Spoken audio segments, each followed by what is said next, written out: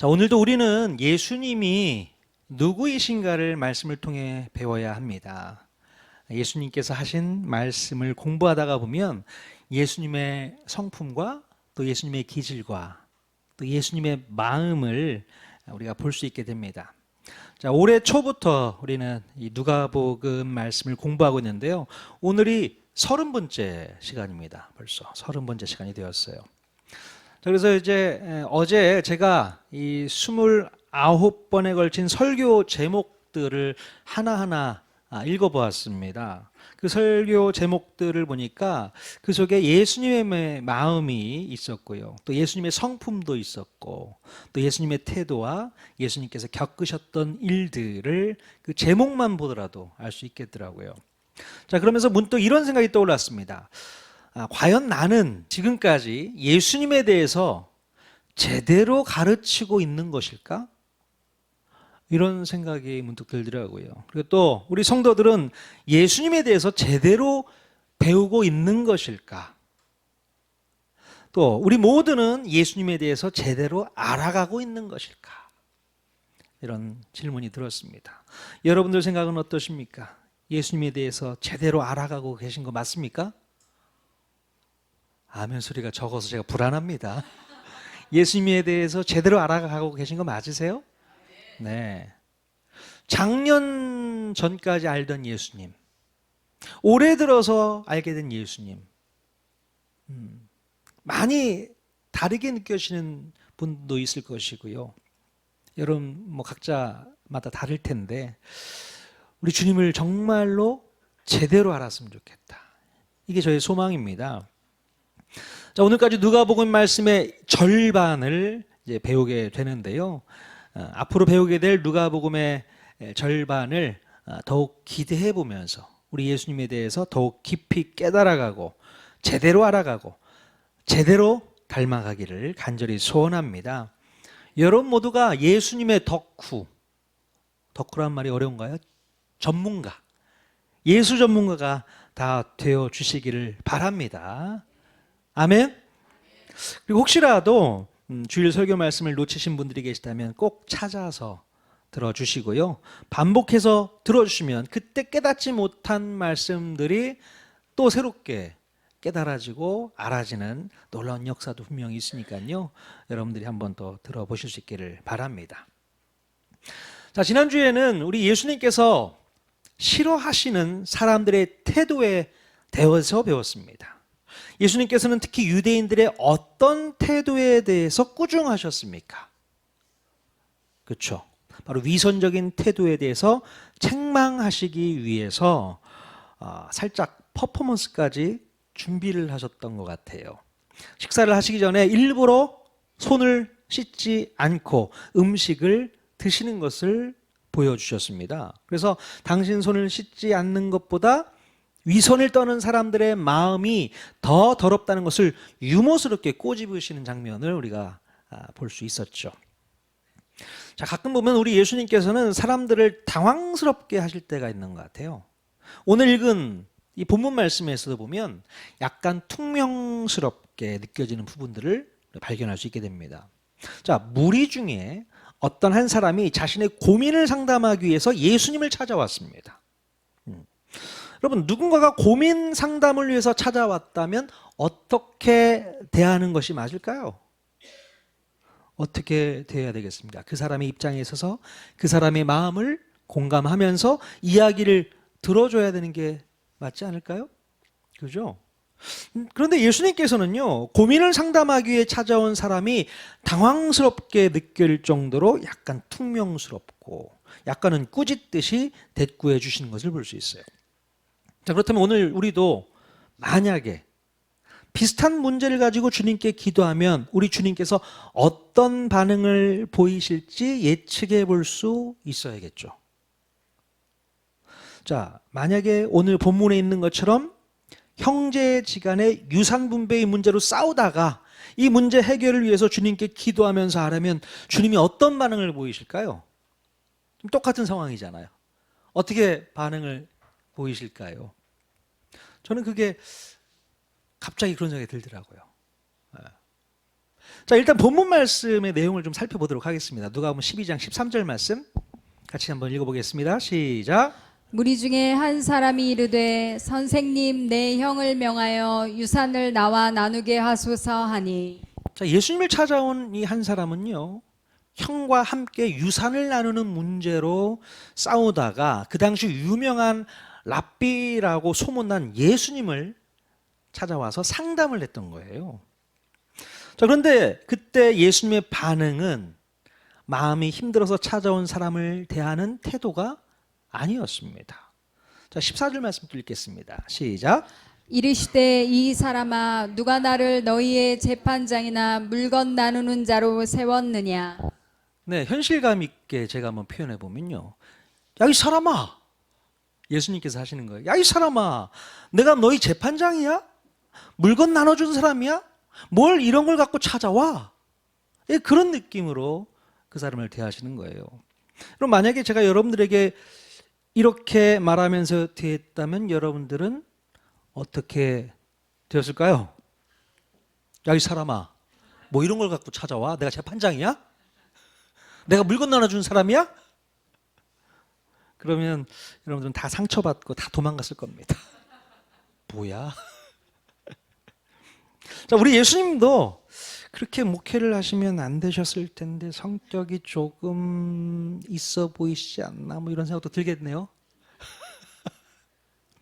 어렵게 찾아온 사람에게 좋은 말로 위로해주고 격려해주면 좋았을 텐데, 야, 형이랑 이 문제로 많이 힘들었겠네, 좀 스트레스 많이 받았지, 마음고생 좀 했겠어, 이렇게 좀 위로하고 격려해주면 더 좋았을 것 같은데 말이죠.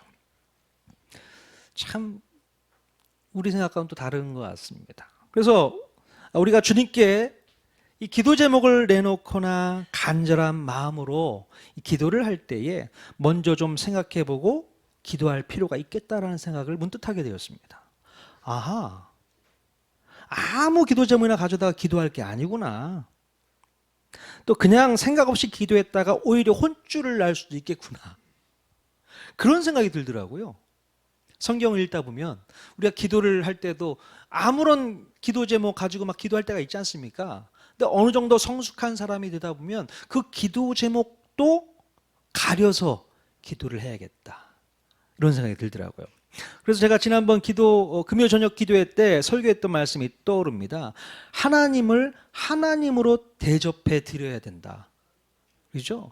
우리가 하나님을 하나님으로 대접해 드려야 되는데 하나님을 하나님으로 대접해 드리지도 않으면서 내가 자녀된 대접을 받으려고 하니까 기도 응답이 없다, 이렇게 말씀을 했잖아요. 이 말씀하고 일맥상통한 그런 느낌이 들더라고요. 자, 그래서 여러분들도 하나님 앞에 기도할 때에 가려서 하실 필요도 있겠다 생각이 듭니다. 그러니까 예수님의 성품, 예수님의 그 모습을 우리가 배우게 되는 거예요. 마태복음 19장에도 보면요, 예수님께 찾아온 부자 청년이 있습니다. 이 부자 청년이 예수님께 이런 질문을 해요. 무슨 선한 일을 해야 영생을 얻습니까? 이런 질문을 예수님께 하거든요. 근데 예수님께서 뭐라고 대답하셨는 줄 아세요? 네가 가지고 있는 재산을 다 팔아서 가난한 사람에게 나눠주고 너는 나를 따르라, 이렇게 얘기합니다. 그랬더니 이 부자 청년이 어떻게 했어요? 근심하고 그냥 뒤에 돌아갑니다. 자, 그러면 예수님께서는 어떻게 그 청년을 바라보셨을까요? 아무런 대꾸도 하지 않고 붙잡지도 않고 뭐라고 얘기하시냐면 제자들에게 부자들은 천국 가기 어려워, 그렇게 얘기를 하시는 거예요. 만약에 저 같았으면 잠시만 청년, 잠깐만 뭔가 오해가 있었어, 내 말은 그게 아니고, 그러면서 좀 이 청년을 설득하지 않았을까 싶은 생각이 드는데 예수님은 그렇지 않으신 거를 보면 예수님 이렇게 목회하시면 안 될 텐데, 이런 생각도 드는 거죠. 제가 이렇게 얘기를 드리는 것은 예수님을 우리가 입체적으로 볼 필요도 있겠다 생각이 드는 거예요. 예수님은 이럴 때 정말 온유한 모습으로 나올 때가 있고, 또 이런 부분에서는 또 강하게 또 단호하게 말씀하실 때도 있구나, 그런 생각을 말씀을 통해서 우리가 배우게 됩니다. 여러분, 예수님에 대해서 정확하게 보실 수 있어야 됩니다. 예수님은 이런 부분에 대해서는 단호하게, 사람들에게 상처를 줄 수 있을 망정 단호하게 말씀하시잖아요. 베드로에게도 뭐라고 얘기했습니까? 사단아 내 뒤로 물러가라. 제가 만약에 우리 서은영 집사님께 사단아 내 뒤로 물러가라 이래버리면 교회 안 나오신단 말이죠. 참 예수님 대단하세요. 그 정도의 영성은 있어야 될 텐데 말이죠, 제가.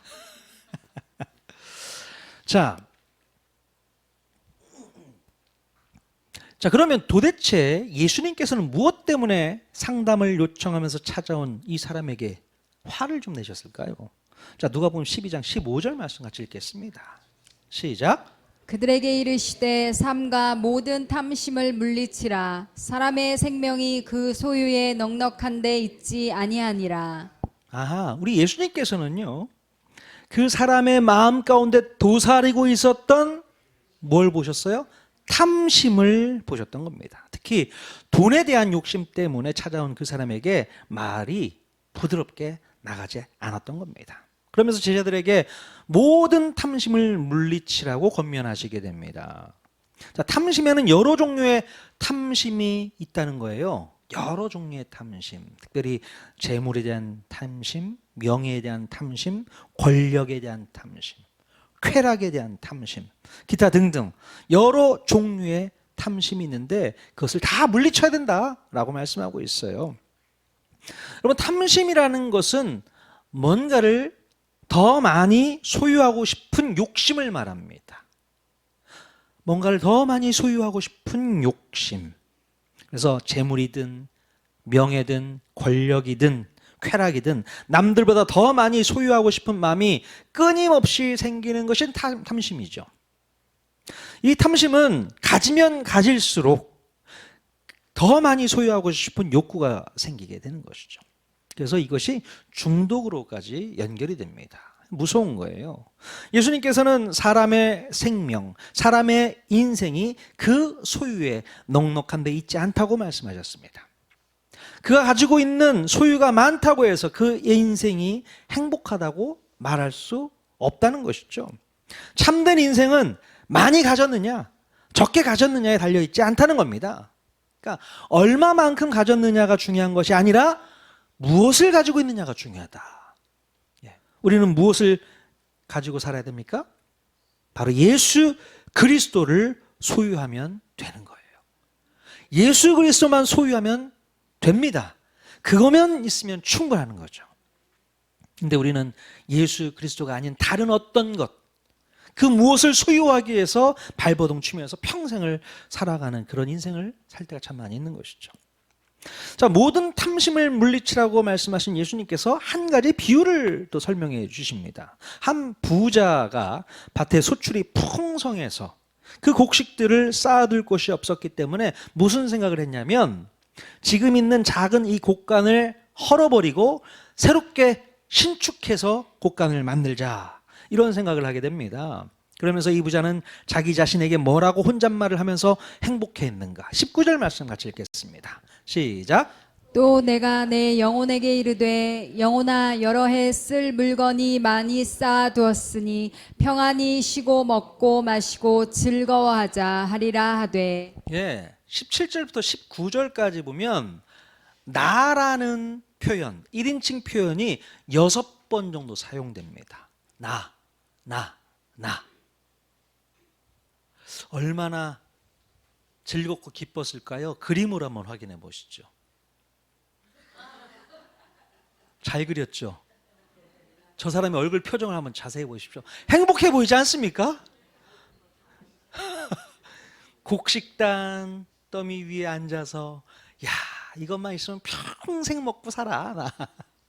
저 표정 부러운 듯이 바라보고 계신 분도 계신 것 같은데, 여러분, 이 사람은요 자기밖에 모르는 자기 중심적인 사람일 뿐이 아니라 완전히 재물에 사로잡혀 있는 물질 만능주의자다, 이렇게 볼 수 있습니다. 자기가 가지고 있는 소유를 가지고 남을 위해서 쓸 생각은 1도 없고요, 오직 자기 자신만을 위해서 죽을 때까지 편안히 쉬고 먹고 마시겠다고 하는 그 계산으로 행복해 있는 겁니다. 여러분들은 혹시 이 부자처럼 이런 꿈을 꾸고 있지는 않습니까? 나도 저런 부자처럼 저렇게 행복했으면 좋겠다. 그림 한번 다시 보여주세요. 어떤 표정인가? 머릿속에 이제 막 저 그림이 계속 있을지 모르겠습니다. 예. 자, 그러나 여러분, 하나님께서는 이 부자를 향해서 뭐라고 책망을 하시는가? 누가복음 12장 20절 같이 읽겠습니다. 시작. 하나님은 이르시되 어리석은 자여 오늘 밤에 내 영혼을 도로 찾으리니 그러면 내 준비한 것이 누구의 것이 되겠느냐. 네, 우리 하나님께서 뭐라고 판단하셨냐면 어리석은 사람이라고 판단하셨어요. 이 어리석은 사람아, 네. 만약에 오늘 밤 내 영혼을 취해버리면 네가 쌓아놓은 재물은 어떻게 되겠니? 제대로 써보지도 못하고 아무 소용도 없이 남에게 넘어가지 않겠니? 그렇게 얘기하시는 거예요. 제가 이 장면을 보면서 바로 그 김시원 학생의 명언이 생각났습니다. 아빠, 아끼다 똥돼. 그게 자꾸 막 머릿속에 생각이 납니다. 지금 그 꼴 났습니다, 지금. 아끼다가 써보지도 못하고 가는 거 아니에요. 아끼면 똥됩니다. 물론 아껴야 될 게 있겠죠. 하지만 충분하게 쓸 때는 또 써야 되는 거예요. 그게 중요합니다. 여러분, 우리 주님은요, 이 부자에 대해서 무엇 때문에 책망하신 것일까요? 이 곡식을 쌓아둔 일에 대해서 책망하신 겁니까? 만약에 그러면 모든 저축은 잘못된 것일까요? 은행에다 돈 모아놓는 건 잘못된 겁니까? 예. 예를 들어서 예전에 애굽 총리 요셉도 7년 동안 곡식을 창고에다 차곡차곡 쌓아놓은 일이 있었어요. 이것을 보았을 때는 이 쌓아둔다고 해서 무조건 잘못된 것은 아닌 것 같습니다. 네, 그렇죠. 미래에 대한 준비를 하는 차원에서 적당히 쌓아두는 것은 지혜로운 일이죠. 여러분, 노후를 위해서도 어느 정도 준비하고 있는 거 지혜로운 거 아니겠습니까? 뭐 믿음 없이 어떻게 그런 것까지 막 준비하면서 지금까지 이러고 있나? 저축을 하고 있나? 아니요, 믿음이 없는 게 아니라 지혜로운 겁니다. 저는 그렇게 하나님께서 우리에게 지혜를 주셨다고 생각합니다. 그때 버는 족족 다 써버리게 되면 당장 필요할 때 어떻게 되겠어요? 그죠? 못 쓰는 겁니다. 여러분, 어쩌면 부지런히 잘 벌어서 잘 모아둔 것에 대해서는 칭찬받을 만해요. 이 부자가. 그러면 이 부자의 문제는 과연 무엇일까를 우리가 생각해 봐야 되는 것이죠. 이 부자는 자기가 자기의 노력으로 이 모든 소유를 얻었다고 생각을 했던 것 같아요. 자기가 얻게 된 소유는 오로지 자기의 능력으로만 된 것이라고 생각한 게 문제입니다. 내 능력으로 해낸 거야. 하나님께서 그에게 재물을 맡기신 사실을 절대로 인정하지 않았던 겁니다. 하나님이 주셨단 말이죠. 그것을 인정하지 않고 모든 것이 자기 노력으로 얻은 것임을 주장했던 것입니다. 그러면 이 부자의 생각이 맞는 겁니까? 야, 이 재물 다 내가 얻은 거야. 내가 버는 거야. 이 생각이죠. 다 내 거야. 자, 그러나 신명기 8장 18절에 이런 말씀이 있습니다. 또 읽겠습니다. 시작. 내 하나님 여호와를 기억하라. 그가 내게 재물 얻을 능력을 주셨음이라. 네. 내게 재물 얻을 능력을 누가 주셨다고요? 하나님이 주셨단 말이죠. 하나님께서 우리에게 재물 얻을 능력도 주신 줄로 믿습니다. 그래서 그 능력을 주셨기 때문에 우리가 돈을 벌 수 있는 것이고 돈도 모을 수 있는 거죠. 내 능력이 아니고 주님이 주신 능력인 줄로 믿습니다. 우리의 모든 소유는 주님으로부터 온 것임을 반드시 기억하고 잊지 말아야 됩니다. 주님으로부터 왔다. 자, 그래서 우리는 재물의 주인이 아니라 재물을 지키는 매니저, 관리자일 뿐이라는 사실을 기억해야 됩니다. 잘 관리하고 잘 사용하라는 것이 우리에게 맡겨주신 우리 주님의 사명인 것이죠. 나에게 주셨다고 해서 무조건 내 것이라고 생각하면 큰 실수하는 거예요. 다 내 거야? 아닙니다. 큰 실수입니다. 여러분, 우리 하나님은요, 우리에게 무엇을 주시기까지 했을까요? 자, 20절에 보니까요, 우리의 영혼을 도로 찾으신다고 말씀하셨잖아요. 영혼을 도로 찾으신다는 것은 우리에게 영혼도 주셨다는 의미잖아요. 주신 영혼을 다시 되찾겠다, 그 얘기지 않습니까? 자, 이 말씀은 자기의 재물이 자기의 것이라고 믿고 있는 이 부자의 생각에 일침을 가하는 하나님의 유머라고 볼 수 있습니다. 네가 소유하고 있는 재물이 다 네 것 같으니 난 네 목숨도 뺏을 수 있어. 예. 그러니 그까지 재물 뺏는 것쯤은 아무것도 아니라는 의미가 포함되어 있는 것입니다. 너 재물 많다고 그렇게 좋아하는 것 같은데 내가 네 재물 한순간에 뺏어버릴 수 있어. 식은 죽 먹기야. 네 영혼까지도 뺏을 수 있어. 왜요? 주신 분이 하나님이기 때문에 그렇습니다. 욥이 이런 고백을 했어요. 욥기 1장 21절 같이 읽겠습니다. 시작. 내가 모태에서 알몸으로 나왔사온즉 또한 알몸이 그리로 돌아가올지라 주시니도 여호와시오 거두시니도 여호와시오니 여호와의 이름이 찬송을 받으실지니이다. 네, 우리가 이 땅에 태어날 때 뭐 가지고 태어난 거 있습니까? 알몸으로 태어났고요.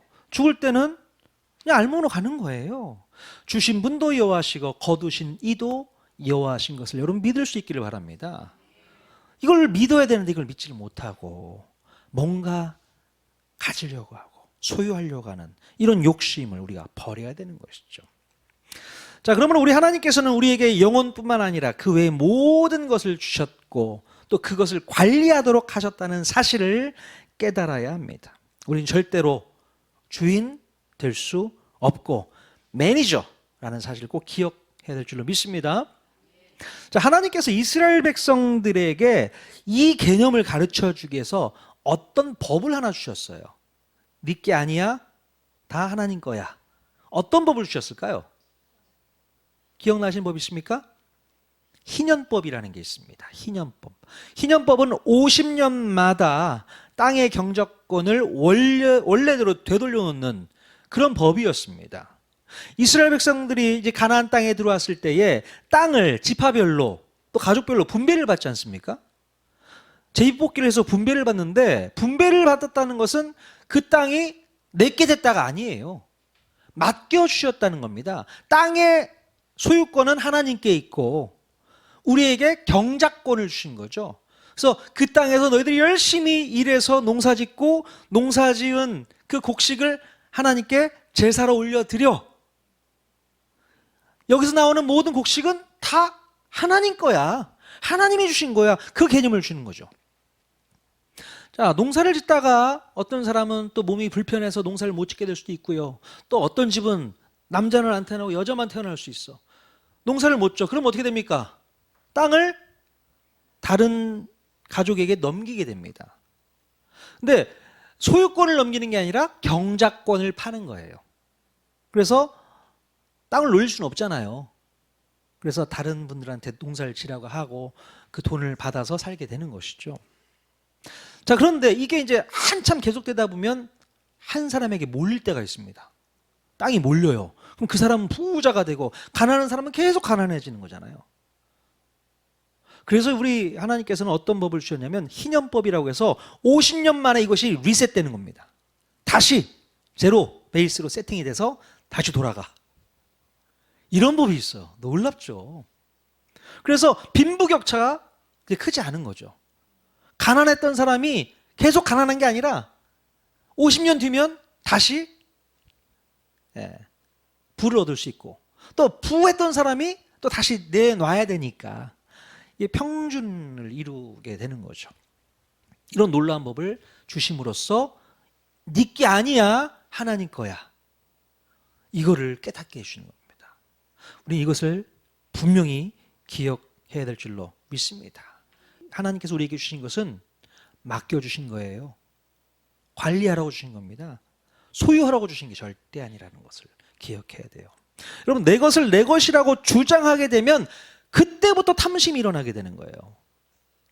나에게 주어진 땅도 원래 내 것이 아니고 그러니 거기서 수확한 곡식도 내 것이 아니라고 생각하니 소유에 대한 욕심이 생기지를 않는 겁니다. 그러므로 하나님께 드리는 것도 전혀 아깝지가 않고 당연히 드리는 것이라고 생각할 수 있게 되는 것이죠. 그러나 여러분, 하나님께 드리는 것이 조금이라도 아깝다고 생각한다면 여전히 내 것이라는 생각에서 벗어나지 못하고 있는 증거라고 볼 수 있습니다. 하나님께 드리는데 아깝다. 이런 생각이 들면 이건 내 건데 라는 생각이 마음 저변에 깔려 있다는 겁니다. 벗어나야 된다는 얘기죠. 우리가 신앙생활을 하면서 가장 어렵고 가장 민감한 부분이 헌금 생활입니다. 예. 여러분, 하나님께서는요, 우리가 드리는 헌금에 대해서 관심이 있을까요? 관심이 없을까요? 하나님은 영이신데 물질적인 돈이 무슨 필요가 있겠어요? 뭐 하나님께 뭐 용돈 드리는 겁니까? 하나님 무슨 돈이 필요했겠어요? 다만 하나님의 자녀들인 우리들이 물질에 붙들려 사는 것을 안타까워하시는 것뿐입니다. 물질에 붙들려 살지 말라는 거예요. 우리가 하나님께 헌금을 드리는 이유는 우리가 물질에 붙들려 살지 않고 하나님을 더 우선순위로 사랑하기 위해서 헌금을 하는 거예요. 여러분, 교회에다가 회비 내듯 헌금하지 마십시오. 회비 받는 데가 아닙니다. 어딜 가도 다 회비 내잖아요. 아니요. 주님은 회비를 기뻐하지 않습니다. 여러분의 마음을 기뻐하십니다.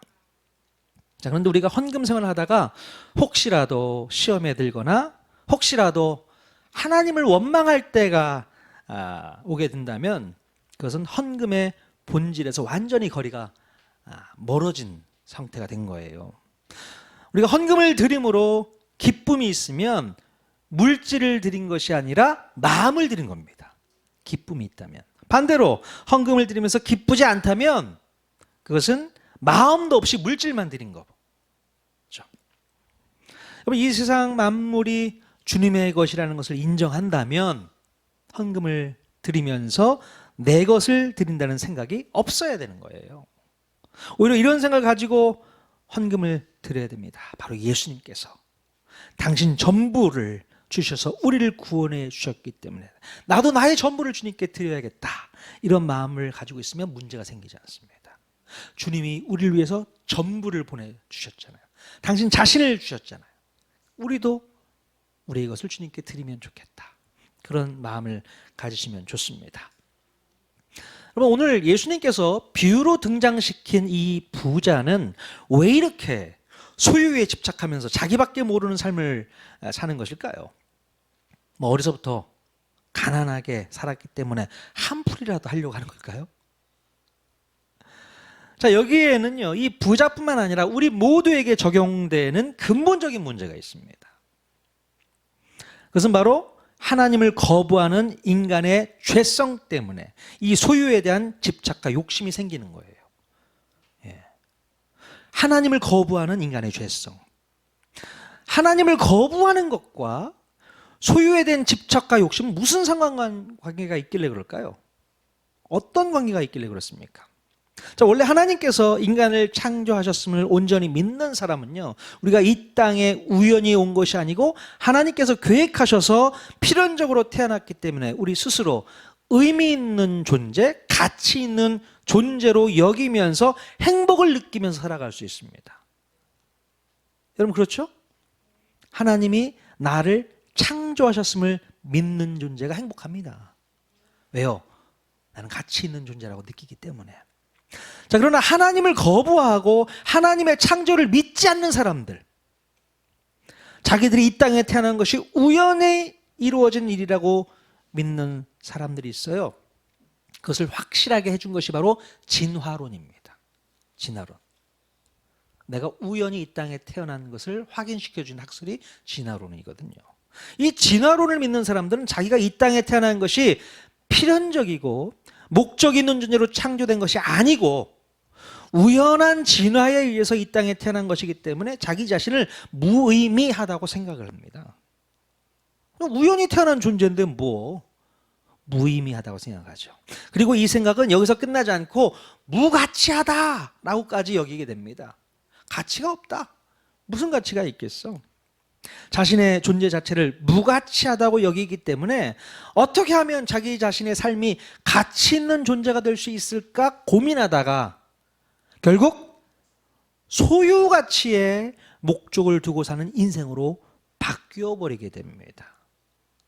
자, 무슨 말이냐면요, 자기 자신의 존재만으로도 가치 있다고 여기지 못하기 때문에 내가 뭔가를 소유하고 있어야만, 내가 뭔가를 가지고 있어야만 가치 있는 존재가 된다라고 스스로가 여기게 되는 것이죠.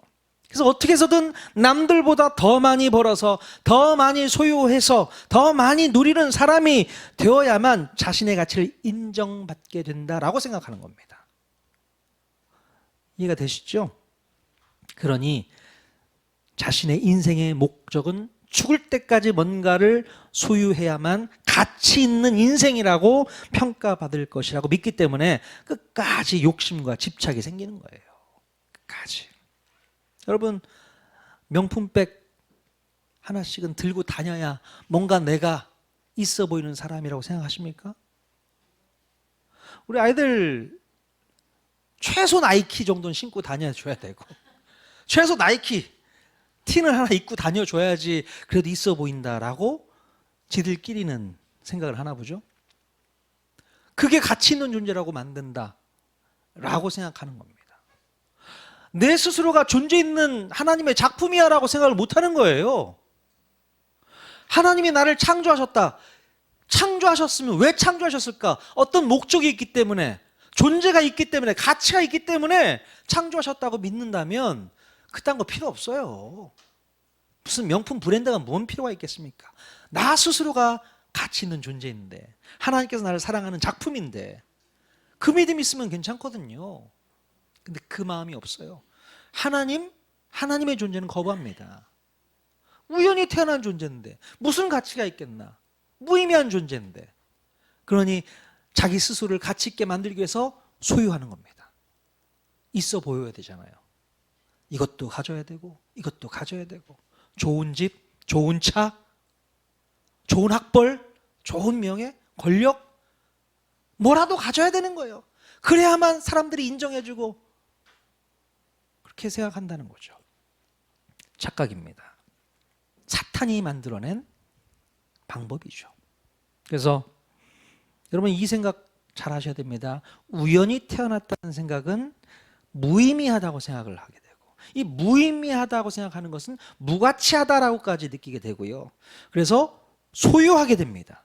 뭔가를 가지려고 합니다. 욕심을 부립니다. 탐욕을 부립니다. 결국 그것에 중독되어 살아가는 인생 될 수밖에 없는 것이죠. 바로 여기 나오는 부자가 거기에 빠져 살았던 것 같습니다. 우리 통하는 교회 모든 성도들은 이 부자와 같은 삶을 절대로 살지 않기를 바랍니다.